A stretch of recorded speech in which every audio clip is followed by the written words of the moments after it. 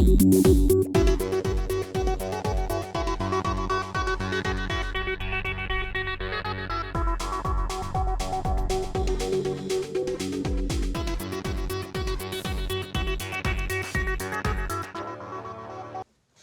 à tous, comme chaque vendredi soir, c'est Tambour Battant. Ce soir, une nouvelle manière de penser le monde, le convivialisme.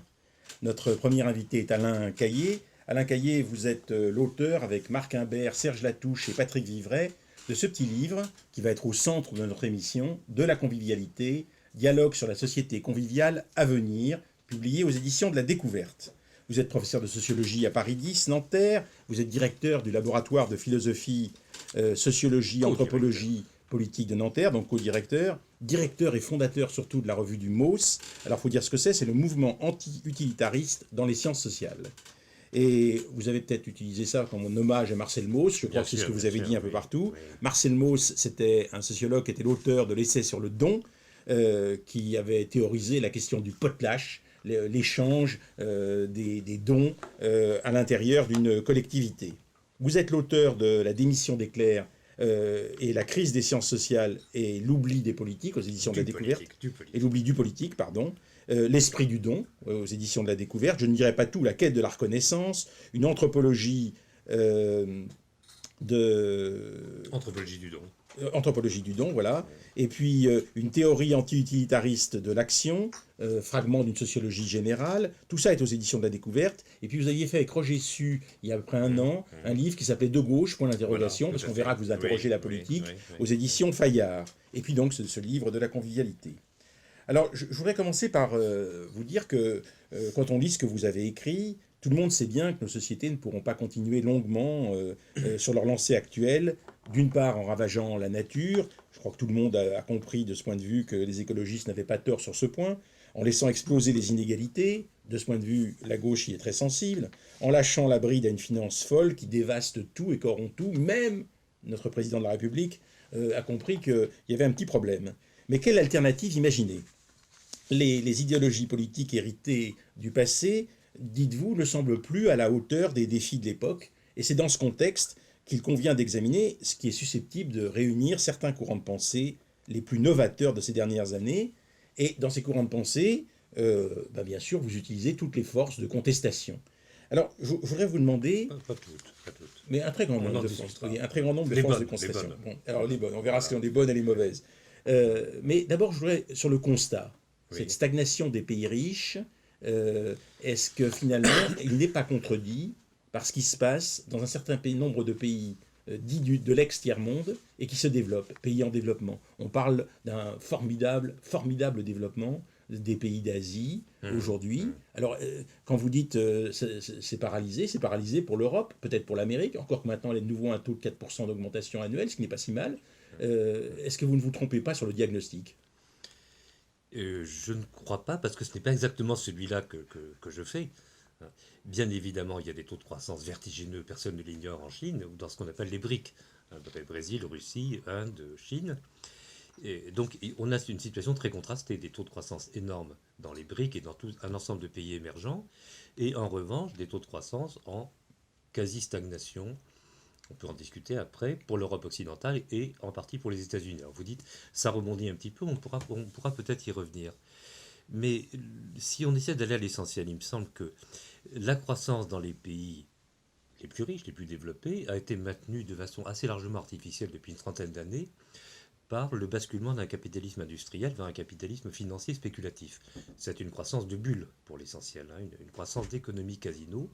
Et alors on a vu, ça s'est cassé la figure à un moment. Ça repart notamment aux États-Unis avec une injection massive, là encore, de crédit qui essaie de relancer la bulle.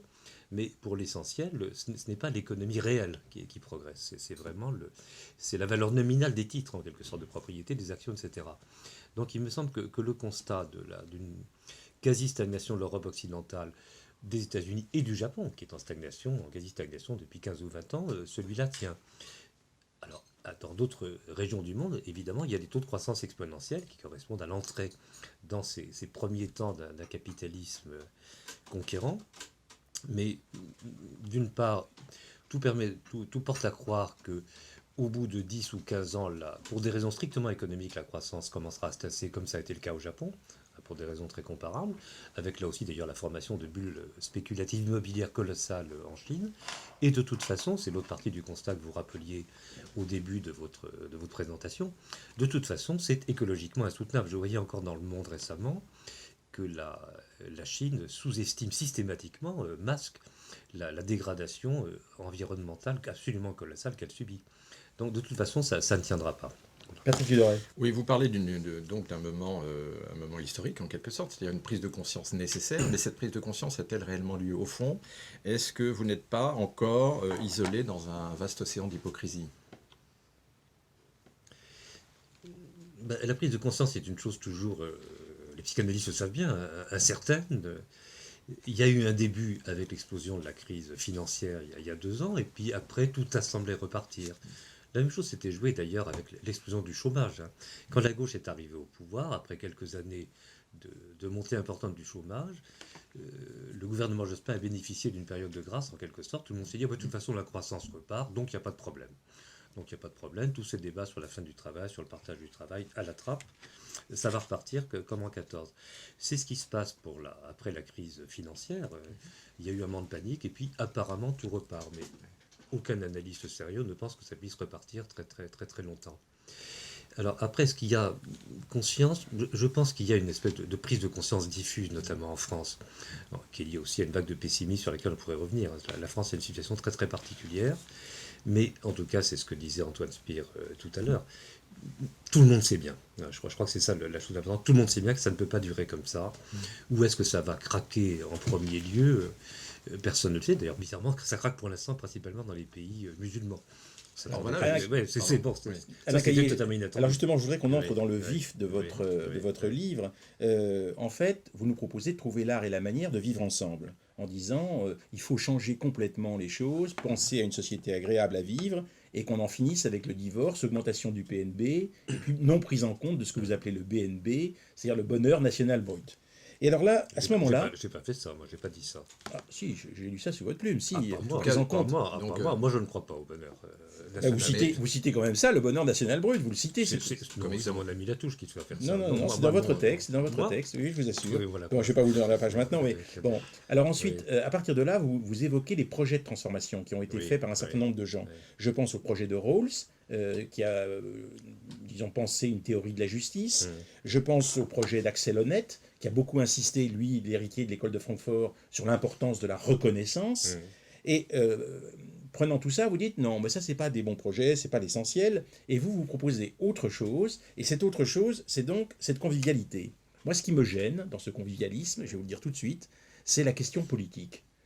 Proposer le convivialisme à des gens qui ne vivent pas dans les mêmes conditions économiques et sociales, est-ce que c'est pas un problème? On peut penser le convivialisme quand on est déjà tout à fait privilégié et qu'on a la possibilité de disposer de tous les privilèges sociaux, économiques possibles, et à partir de là, proposer quelque chose alors que la plupart des gens sont en train de courir après le minimum vital. Je ne pense pas proposer le convivialisme que vous décrivez. S'il s'agissait de dire euh, on va changer le monde, soyons tous gentils, copains, copains, on va s'aimer comme des fous, et ça va être sympa, en consommant toujours de moins en moins, c'est pas vraiment ce que j'ai en tête. Donc le mot convivialisme, c'est un mot pour désigner un problème que vous avez très bien décrit au départ, et sur lequel il faut rentrer peut-être un peu plus en détail. Il ne s'agit pas seulement de dire que la théorie de Rawls est insuffisante, ce qui est à mon avis avéré, ou même que les grandes théories philosophiques actuelles sont insuffisantes pour mesurer l'ampleur des problèmes, comme les problématiques de la reconnaissance chez Axel Honneth, ou bien d'autres problématiques. Pour revenir un mot Oui, sur la reconnaissance, oui, il a le grand mérite oui. de dire qu'on est tous à la recherche de la reconnaissance, ce qui est vrai, une reconnaissance sociale qui pour nous est très très Absolument. importante, Ben, une rémunération très bien. symbolique de Alors, ce qu'on fait. absolument. Alors, on va prendre le problème par ce biais-là, du coup. Puisque, au fond, la question, si on creuse vraiment, si on va à la racine des choses, la question, c'est une question anthropologique. Est-ce que le seul moteur des actions humaines, c'est la recherche de l'enrichissement matériel? Si on répond oui à cette question-là, alors il n'y a qu'une solution, c'est la poursuite infinie de la croissance économique. Et comme on sait bien que la croissance économique ne peut plus durer dans les pays occidentaux développés, en tout cas avec les taux de croissance qu'on a connus pendant les 30 glorieuses, comme on sait bien qu'elle va se casser la figure pour des raisons écologiques ailleurs, on est coincé, il n'y a pas de solution. Bien.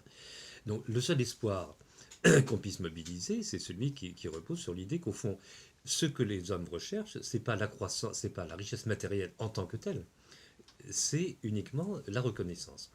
Et dans cette perspective, la poursuite de la richesse matérielle apparaît comme une des modalités, aujourd'hui dominantes, de la quête de reconnaissance.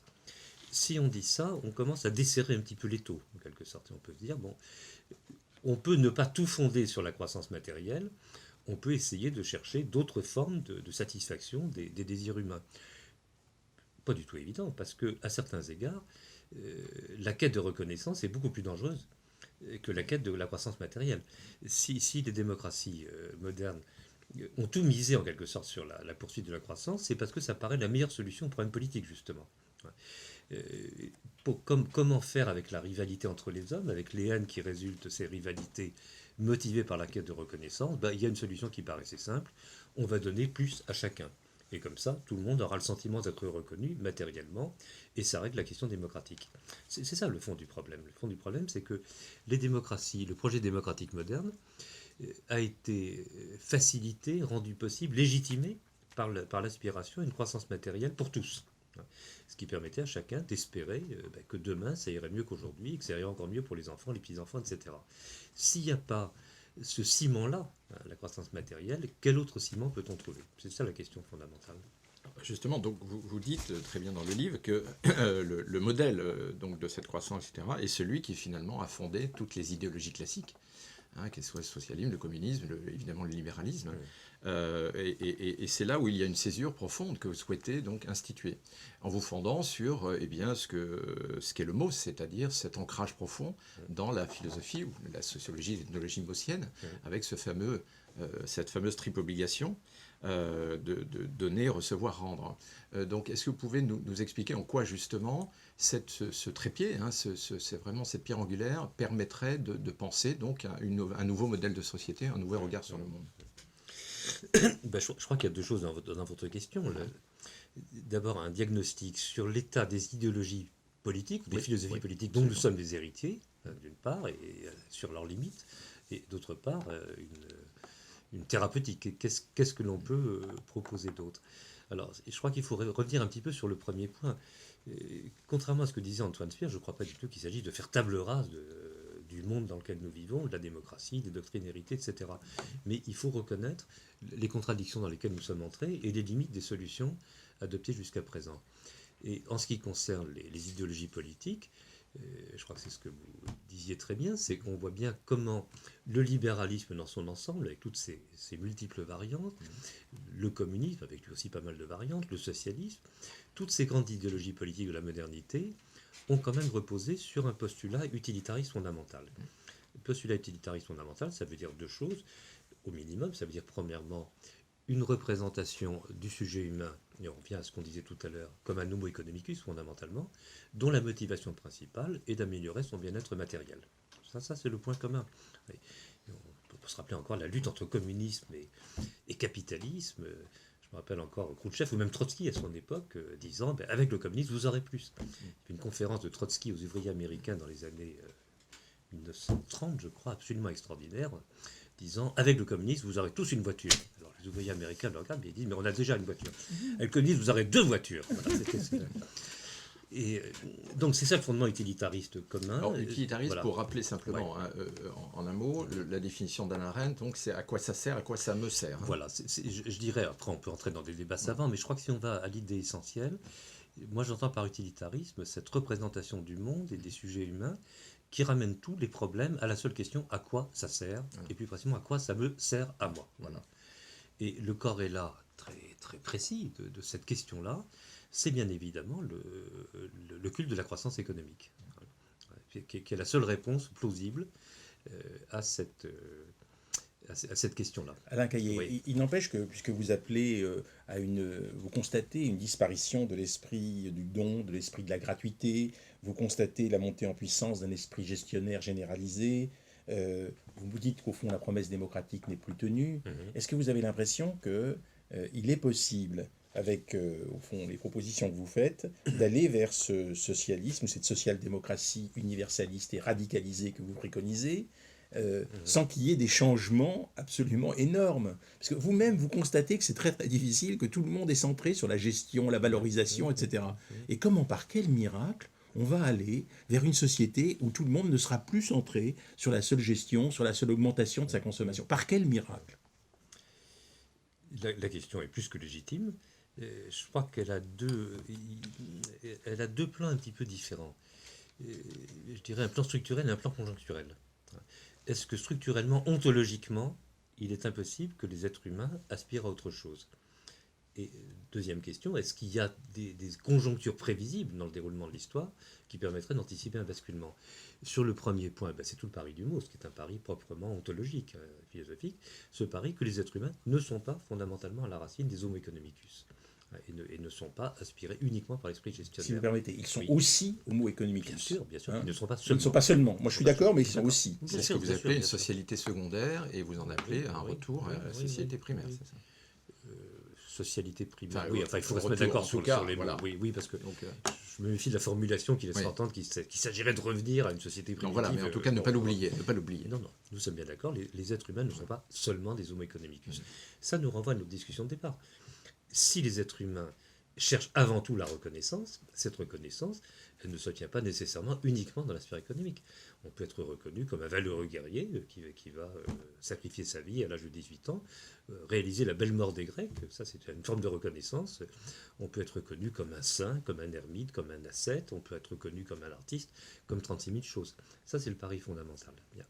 Il se trouve que notre société a basculé dans une forme de reconnaissance unidimensionnelle, pour évoquer Marcuse. La seule reconnaissance désormais est la reconnaissance financière et la reconnaissance gestionnaire, la reconnaissance des mérites évalués par toute une série d'indicateurs quantitatifs, etc.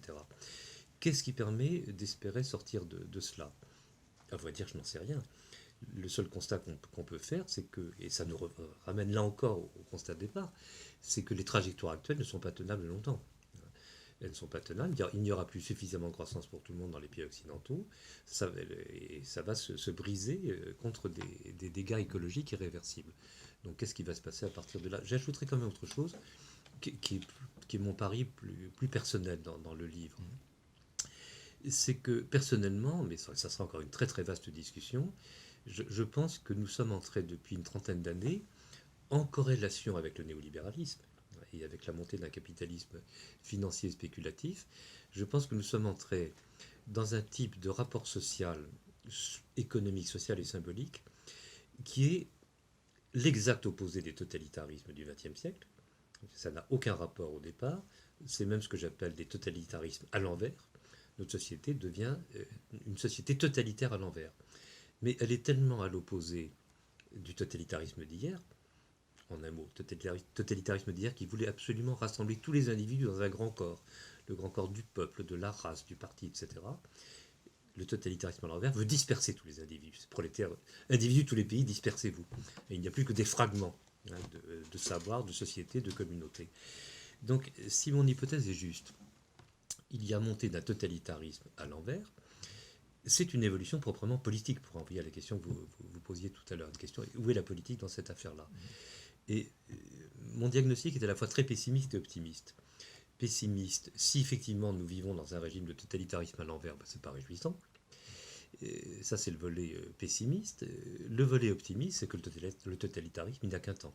Il a pu disparaître, et le totalitarisme à l'envers, lui aussi, peut peut-être disparaître.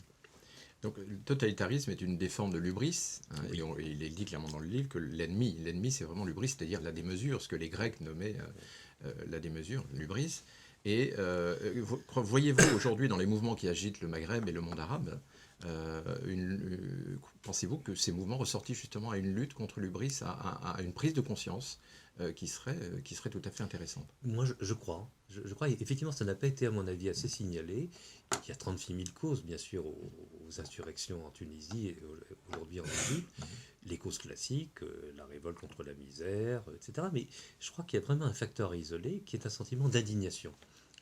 Contre l'accaparement des richesses. Contre l'accaparement des richesses, l'accaparement absolument invraisemblable par le clan, la famille Trabelsi en Tunisie, il y a une dimension d'indignation. Il y a quelque chose qui ne se fait pas, qui viole la Et conscience comment vous voulez commune. faire ces changements, aussi bien en Tunisie, en Égypte ou ailleurs, mais aussi en France, comment vous voulez faire ces changements sans s'appuyer sur ceux qui justement s'indignent, et là je pense évidemment aux forces démocratiques fortes de leur expérience marxiste, et puis même s'ils ont critiqué légitimement le marxisme, fortes de cette expérience qui vise à penser que la seule solution c'est un peu plus d'égalité, et c'est quelque chose que vous dites dans votre livre qui me paraît très important, le rapprochement avec la nature. Parce qu'au fond, on peut se dire que les écolos souhaitent ce rapprochement avec la nature, que les gens commencent à y réfléchir, et que la revendication d'égalité, qui depuis un siècle est celle du mouvement ouvrier, elle demeure quelque chose d'important. Est-ce que vous ne croyez pas finalement que ce que vous appelez de vos voeux ne peut que s'appuyer sur ces forces dites de gauche? Mais totalement. En tout cas, dans la partie du livre que j'ai rédigé, j'en appelle à ce que j'appelle, vous l'avez dit vous-même, un socialisme universalisé et radicalisé. Pour moi, convivialisme égale socialisme universalisé et radicalisé, et réciproquement. Et ça, c'est une manière de marquer des continuités. Une continuité Donc en s'appuyant sur les forces de gauche. en s'appuyant sur les forces de gauche, pour autant qu'elles renouent avec leur inspiration première. C'est ça le véritable enjeu. Et pour autant qu'elles fassent le constat du changement d'échelle, du changement d'échelle des problèmes politiques actuels. C'est-à-dire qu'on ne peut plus concevoir la démocratisation uniquement à l'échelle de la nation, pour différentes raisons relativement évidentes. Il ne s'agit pas de supprimer la nation, mais il s'agit de comprendre que la nation, les nations, qui étaient l'organe par excellence de la démocratie, de la révolution démocratique, sont désormais prises dans un univers beaucoup plus vaste. Et qu'il faut penser ce que Mauss appelait l'internation, la relation entre les différentes nations. Et puis par ailleurs, il y a une exigence de radicalisation, je dirais raisonnable, des idéaux de gauche classique, puisque on le voit bien, et là ça renvoie à la question de la démesure, de l'hubris, de l'illimitation. Ces forces de gauche, depuis 30 ans, n'ont pas su lutter, pour différentes raisons, contre le basculement du monde dans la démesure. Alors, moi, il y a un chiffre que je cite toujours, parce que je crois qu'il est fondamental, pour éviter tout équivoque. C'est le suivant, c'est un chiffre qui était donné par l'économiste américain Krugman. Dans les années 1970, l'écart de rémunération entre les 100 patrons américains les mieux payés et les ouvriers de base était de 1 à 40, ou de 40 à 1 si vous préférez, il est aujourd'hui de 1000 à 1. Autrement dit, le taux d'inégalité a été multiplié par 25 en 30 ans. Les États-Unis 1970, ce n'était pas un pays spécialement communiste ou égalitariste. Donc je crois qu'il faut rappeler ce chiffre pour prendre la mesure du basculement dans une illimitation, je dirais illimitée en quelque sorte. Alors Alain Caillé, il faut utiliser ce que proposent des forces de gauche. Je pense bien sûr au projet Piketty concernant l'impôt. Bien sûr, Je pense par exemple, qui me paraît un projet très intéressant, je pense à l'exclusion de la misère, quelque chose que vous dites, il faut exclure, il faut s'arranger pour qu'il n'y ait plus d'exclus. Un revenu maximum et un revenu minimum, tout ça c'est des mesures économiques quand même. Donc dans le premier domaine. Sur le deuxième domaine, comment vous allez faire pour que ce ne soit pas seulement des idées et quelque chose, des idées dans la population en général. Je veux dire par là que les idées écologiques circulent.